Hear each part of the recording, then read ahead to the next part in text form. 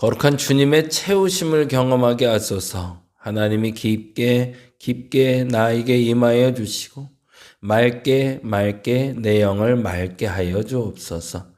하나님의 깊음으로 들어가게 하시고 하나님의 맑음으로 표출되게 하여 주옵소서. 그렇게 살아가는 우리가 되게 하시고 우리의 영혼이 맑아 당신의 뜻 분별하게 하시고 당신의 뜻대로 살아가는 우리 되게 하여 주시옵소서. 오늘도 감사합니다. 고마우신 예수님 이름으로 기도드립니다. 아멘, 아멘. 오늘은 예레미야 46장에서 48장 보는 날이고요.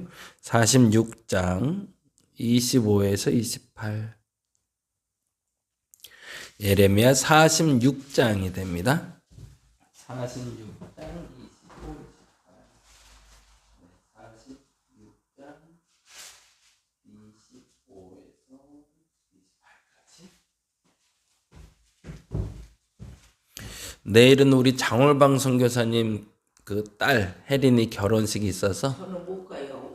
왜? 생일이라도 애들이 다 와야 돼. 아이고 어떡하죠. 가려고 했는데 애들이 다 온다니까. 그렇구나. 그럼 강권사님도 못 가시겠네? 네. 그 아이고, 시간에 모두 와 집에. 그렇네요. 아이고, 청호동이라. 우리 권사님 생신을 못 챙겨드렸네? 어떡하지? 교회에서 챙겨드려야 되는데. 그러니까 나도 가신다고 했는데 난 못 가더라도 했는데 애들이 엄마 아버지 보러 가는데 그럼 그건 아닌 것 같고. 그래요. 저희들 다녀올게요. 예, 교회에서는 12시 반에 출발하려고 하고요. 가서 좀 축하해주고 오겠습니다. 내일 생일잔치 잘 하시고. 그래요. 알겠습니다. 46장 25에서 28절. 46장 25, 28 같이 한 목소리로 읽도록 하겠습니다. 만군의 여호와 이스라엘의 하나님께서 말씀하시니라. 보라, 내가 너의 아몬과 바로와 애굽과 애굽 신들과 왕들 곧 바로와 및 그를 의지하는 자들을 벌할 것이라. 내가 그들의 생명을 노리는 자의 손 곧 바벨론의 느부갓네살 왕의 손과 그 종들의 손에 넘기리라. 그럴지라도 그 후에는 그 땅이 이전같이 살 곳이 되리라. 여호와의 말씀이니라. 내 종 야곱아 두려워하지 말라. 이스라엘아 놀라지 말라. 보라, 내가 너를 먼 곳에서 구원하며 내 자손을 포로된 땅에서 구원하리니 야곱이 돌아와서 평안하며 걱정 없이 살게 될 것이라. 그를 두렵게 할 자 없으리라. 여호와의 말씀이니라. 내 종 야곱아, 내가 너와 함께 있나니 두려워하지 말라. 내가 너를 흩었던 그 나라들은 다 멸할지라도 너는 사라지지 아니하리라. 내가 너를 법도대로 징계할 것이요 결코 무죄한 자로 여기지 아니하리라 하시니라. 아멘, 아멘. 46장부터 48장은 이제 이스라엘의 멸망으로 이스라엘에 대한 이야기가 종결되고 이스라엘 주변 국가에 대한 이야기로 들어갑니다. 이스라엘에서 가장 가까운 나라가 어디냐라고 말하면 어쨌든 모압, 암몬, 블레셋이라는 나라가 가까이 붙어 있긴 하지만 실질적으로 이스라엘의 역사와 가장 연관된 나라는 애굽입니다. 그렇죠. 그래서 46장에는 그 애굽이란 나라부터 시작을 하게 되는데 예레미야가 이제 예언을 종결할 만할 텐데 왜 굳이 또 이방 나라까지 이야기할까는 어제 말씀드린 거하고 연관이 돼요. 이스라엘 백성들이 하나님만 의지하면 바벨론으로 갔다가도 다시 돌아올 수 있을 텐데 그들의 마음에 하나님만 의지하는 게 아니라 또 다른 나라를 의지한 거죠. 그게 바로 애굽이란 나라를 의지하고 있음을 알자 그 애굽이란 나라가 이제는 어떻게 될지를 미리 보여주고 거기로 가지 말라는 얘기를 하고 싶은 거죠. 실질적으로 그래서 그 얘기의 시작점으로 46장 1절에 다음과 같이 시작이 됩니다. 같이 읽어볼까요? 46장 1절입니다. 이방 나라들에 대하여 선지자 예레미야에게 임한 여호와의 말씀이니라 라고 시작하며 이제부터는 내가 예루살렘과 유대와 그리고 유다의 이후 이야기가 아니라 그 주변 국가 중에 특별히 너희가 의지하고 있는 애굽에 대해서 이야기하겠다라고 이야기하며 시작을 합니다. 2절에 보면 이렇게 되어 있습니다. 2절 말씀 읽어볼까요? 애굽에 관한 것이라 곧 유다의 요시야 왕의 아들 여호와김 넷째 해 유브라데 강가 갈그미스에서 바벨론의 느부갓네살 왕에게 패한 애굽의 왕 바로 느고의 군대에 대한 말씀이라. 무슨 말을 하고 있는지가 살짝 먼저 비춰지죠. 과거에도 패한 적이 있는 이런 전제죠. 아니 좀 의지하려면 승승장구하거나 좀 잘 돼 있거나 그런 사람들을 좀 의지하면 좋지 않냐? 아니 왜 굳이 과거에 한번 당한 일 있는, 과거에 한번 전쟁에 패한 적이 있는 애굽을 왜 자꾸 의지하려고 하냐? 너희들이 알지 않냐? 요시야 왕의 아들 여호와김 때 유브라트 강 갈그미스에서 바벨론에게 패한 적이 있잖아. 그러면 바벨론이 다시 오겠냐 안 오겠냐 라고 묻는 거죠. 근데 왜 애굽이 패할까? 또다시 패하는 이유를 5절과 6절에 다음과 같이 이야기합니다. 5절 말씀 볼까요? 여호와의 말씀이니라 내가 본즉 그들이 놀라 물러가며 그들의 용사는 패하여 황급히 도망하며 뒤를 돌아보지 아니하면 어찌미냐 두려움이 그들의 사방에 있음이라. 그들이 패한 이유가 여기에 있네요. 놀라 물러갔고 황급히 도망가는데 뒤를 돌아보지도 않고 뛰어간대요. 왜요? 두려움 때문에. 그러면 애굽을 사로잡고 있는 두려움은 뭘까요? 실패의 경험이죠. 한번 전쟁에 졌던 경험이 그들을 놀라게 만들어 바벨론 얘기만 들으면 엄청 놀라게 만들어서 아이고 깜짝이야 라고 하며 도망가게 만든다는 거죠. 우리도 마찬가지죠. 한번 놀란 가슴을 쓸어안는 게 쉽지는 않아요. 근데 그거를 좀 점검하고 복귀해보고 왜 그 문제가 터졌는지 그리고 내가 이길 수 있는지 이길 수 없는지를 다시 한번 점검해 봐야 되는데 때때로 우리도 동일하게 하나님 앞에 있을 때도 동일합니다. 우리가 끊임없이 성공의 경험만 하지는 않습니다. 실패의 경험들이 쌓이죠. 근데 그 실패의 경험들이 쌓여서 성공으로 나가는 사람들이 있는 반면에 실패의 경험이 있으면 방향을 아예 틀어버리는 경우가 있어요. 그래서 이 부분에서는 조금 얘기할 거리가 있어요. 그러면 실패는 어떻게 극복할까라는 건데요. 실패했다고 전제가 된다면 그 실패한 자리를 만일에 넘어서고 싶다는 전제가 됐을 때입니다. 다시 넘어서고 싶다면 그 실패의 자리를 떠나지 말아야 됩니다. 근데 사람들은 어떻게 하냐면 한번 실패하면 그 자리를 떠나요. 예를 들어서 전라도에서 사업을 했었는데 전라도에서 사업을 하다 망했어요. 그러면 전라도에서 사업을 다시 시작해갖고 성공할 생각을 하는 게 아니라 서울로 올라오거나 경상도로 가요. 내가 섬유공장을 했었어요. 그러다 섬유공장을 해도 쫄딱 망했어요. 그러면 섬유공장을 싹 때려치고 돈가스 가게를 하는 거예요. 그냥 전혀 그건 나는 안 되겠지 생각하고.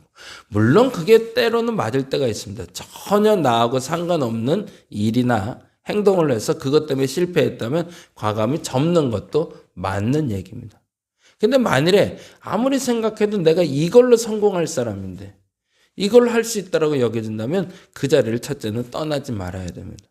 그리고 해야 될 일이 있습니다. 그 자리에서 제일 먼저 해야 될 일은 돌아보는 거죠. 소위 말하는 복귀. 되돌아보는 연습을 다시 해요. 왜 졌는가? 왜 실패했는가? 왜 망했는가? 그래서 지난번에도 한번 그 얘기 드렸는데 페이커라는 게임하는 아이 이야기를 한번 드린 적이 있어요. 똑같이 전쟁에서 졌는데 소위 말해서 게임에서 졌는데 다른 애들은 울고 불고 난리 나고 책상 치고 막 짜증을 내고 그러는데 혼자서 컴퓨터로 다시 거꾸로 보고 있더라고요. 그래서 뒤로 돌아가 보면서 내가 왜 이 게임에서 지게 됐는지를 자기가 찾아보고 있더라고요. 복귀할 수 있어야 되는 거죠. 근데 복귀하면서 실패한 것, 실수한 걸 찾는 것도 너무 중요하지만 그 두려움을 극복하는 것이 너무 중요합니다. 근데 사람들이 뭘 못하냐면 복귀하는 사람까지는 있어요. 그래서 애들도 시험 보고 나면 다시 채점해 보라는 얘기를 합니다. 그리고 왜 실수했는지, 왜 틀렸는지를 점검해 보라고 그러죠. 그런데요, 대부분의 사람들이 거기까지만 하고요, 그 다음에 집요하게 해야 될 걸 못해요. 예를 들면 우리 아이들이 제일 못하는 것 중에 문제를 푸는데 문제가 단답형으로 나오는 건 잘 풀어요. 근데 논술형으로 나온 걸 잘 못 푼대요. 무슨 말이냐면 1 더하기 1은 무엇입니까? 라고 나오면 문제가 아주 간단하니까 2라고 쓰면 되는데 1 더하기 1이란 말을 좀 풀어 쓰는 거죠.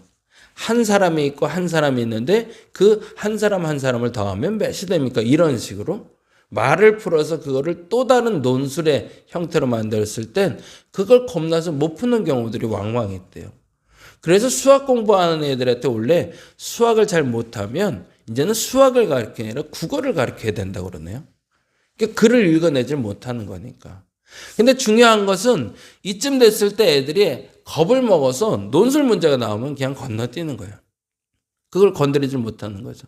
근데 애들이 점수를 또 잘 받는 사람들은 어떻게 될까요? 단답형으로 나오는 문제는 내가 잘 푸니까 그건 잠깐 제껴두고 논술 문제를 반복해서 푸는 거죠. 왜? 거기에 대한 두려움을 없애기 위해서. 애굽에게도 기회는 있었죠. 한번 패한 경험이 여호와 김때면 시드기야 때까지 시간이 또 아직 있으니까. 그러면 복귀를 해봤으면 될 겁니다. 왜 우리가 애굽인데 이 오랜 전통을 가진 나라가 망했을까? 졌을까를 생각해 보는 거죠. 그리고 바벨론에게 이길 수 있는 방법을 만일에 찾았다면 애굽은 이겼을 겁니다. 근데 그들은 찾을 생각을 하지 않고 그 두려움으로 도망갔다라는 표현을 써요. 물론 이것이 지금 당시 일어난 일은 아닙니다. 예레미야가 얘기하는 이 시점은 앞으로 이스라엘 백성들이 애굽으로 도망하여 애굽에 머물 때 애굽은 다음과 같이 두려움 때문에 바벨론에 멸망당하게 될 것이다 라고 이야기하고 있는 거죠. 심지어는 6절에 보니 이렇게 나옵니다. 6절 말씀 볼까요? 6절에 이렇게 되어 있네요. 발이 빠른 자도 도망가지 못하며 용사도 피하지 못하고 그들이 다 북쪽에서 유브라데 강가에 넘어지며 엎드러지는도다. 발이 빠른 자도 도망가지 못하면은 가끔 그런 거 생각하시면 나을 것 같아요. 꿈꿀 때 그럴 때 있잖아요. 막 열심히 달리고 싶은데 못 달려요. 나는 죽으라고 달리는데 다리가 왜 이렇게 무거운지 못 나가요. 두려움이죠. 그 두려움이 그들이 가장 잘하는 것도 하지 못하게 만들다는 겁니다. 그래서 오늘 첫 번째 기도 제목은 그랬으면 좋겠습니다. 첫째는요, 여러분의 실패의 경험을 넘어설 수 있는 두려움 극복의 믿음을 가질 수 있기를 간절히 바랍니다. 어떤 실패든 실수든 누구나 할 수 있습니다. 그러나 그 실수를 뛰어넘기 위해 하나님, 내가 그 두려움을 이기게 하소서. 어떤 일에도 상관없습니다. 만일에 그 일을 내가 계속 해야 될 일이라면 그 일에서 두려움이 없게 해달라고. 한 번의 실패의 경험이 나로 무너지지 않게 해달라고 기도하는 여러분 됐으면 좋겠습니다. 두 번째로 너무 중요한 이야기가 나오는 게 그럼에도 불구하고입니다. 그게 27절인데요. 46장 27절 보겠습니다. 46장 27절에 보면 다음과 같은 이야기가 나옵니다. 같이 읽어볼까요? 내 종 야곱아. 그렇네요. 여기선 반대로 얘기해. 두려워하지 말래요. 왜요? 다시 반복되지 않을 거야. 너희한텐. 그러니 너희는 걱정하지 말래요. 이스라엘아, 놀라지 말라. 보라, 내가 너를 먼 곳에서 구원하며 내 자손을 포로된 땅에서 구원하리니 야곱이 돌아와서 평안하며 걱정 없이 살게 될 것이라. 그를 두려워하게 할 자가 없으리라. 와, 이러면은 완전히 유대는 철옹성이네요. 아무 일 없이 지켜주신다는 얘기일까요? 아니요. 28절에 보니 이렇게 되어 있습니다. 28절에 이 말이 너무 중요해요. 28절 읽어봅니다. 여호와의 말씀이니라 내 종 야곱아 내가 너와 함께 있나니 두려워하지 말라. 두려워하지 말아야 되는 이유는 하나님이 함께 하시기 때문이네요. 그러면 그 기준이 다른 거네요. 하나님이 함께 하시니 두려워하지 말라는 건 애국과는 완전히 차원이 다른 얘기네요. 그것은 내가 이곳에 있어야 될 것을 분명히 알아야 된다는 얘기이기도 하지만 내가 움직일 때마다 하나님이 함께 하시기 때문에 두려워하지 않을 수 있다가 첫째. 두 번째 너무 중요한 얘기가 나옵니다. 내가 너를 흩었던 그 나라들은 다 멸할지라도 라고 되어 있어요. 그들에게 고난이 없다는 아니에요. 내가 너희는 흩어버릴 거야. 그런데 각 나라에 흩어 있다가 그 나라들은 멸할지라도 너는 사라지지 않을 거래요. 그리고 전제를 나옵니다. 내가 너를 법도대로 징계할 거라고. 결코 무죄한 자로 여기지 아니하리라 하시니라고 되어 있어요. 이게 재미있는 단어죠. 그냥 무조건 보호하시고 무조건 두려워하지 않게 하시고 무조건 함께 하셔서 내가 너로 걱정 없이 살게 할 것이 아니라 너희가 잘못한 거에 대해서는 내가 법도대로 징계할 것이라고 그러세요. 그리고 그 징계한 후에 무죄한 자로 여기지 않고 그 죄에 대한 대가를 치르게 한 후에 걱정 없이 평안하게 살게 할 것이라는 거죠. 두 가지를 오늘 함께 기도했으면 좋겠습니다. 첫째, 여러분의 실패의 경험을 넘어설 수 있기를 간절히 바랍니다. 잘못할 수 있고요. 실수할 수 있고요. 실패할 수 있습니다. 그런데 다시 일어서고자 할 때 내가 실패했던 경험이 나로 두렵게 한다면 하나님 앞에서 하나님의 함께 하심을 믿고 그 두려움을 극복해내시기를 간절히 바랍니다. 두 번째로 너무 중요한 건 하나님 반드시 여러분들 지키실 겁니다. 하나님이 함께 하시기 때문입니다. 그럼에도 불구하고 내가 잘못한 것에 대해서는 하나님이 법도대로 징계할 것을 믿으시기 바랍니다. 그래서 하나님이 나를 혼내실 때 그것을 달게 받을 수 있는 저와 여러분 되시기를 간절히 바랍니다. 기도하겠습니다. 실수의 경험, 실패의 경험 없는 사람은 없습니다. 그런데 한번 실수한 자리에서는 두려워서 일어나질 못합니다. 말에서 한번 떨어진 경험이 있는 사람은 말을 두 번 다시 타지 못하고 물에서 죽을 뻔한 경험을 한 사람은 물에 들어가질 못합니다. 두렵기 때문입니다. 하나님, 내게 그 두려움을 극복할 수 있는 믿음을 허락하여 주옵소서. 만일에 그 자리를 떠나도 되는 자리라면 과감히 잊어버리게 하여 주시고 그럼에도 불구하고 내가 있어야 될 자리라면 그 두려움을 떨칠 수 있도록 하나님 나와 함께 하여 주시고 극복하게 하여 주옵소서. 그러나 하나님, 나를 징계하실 때 내 죄로 내 잘못으로 그 법도대로 징계하심을 믿고 그 징계를 달게 받을 수 있는 우리가 되게 하여 주옵소서.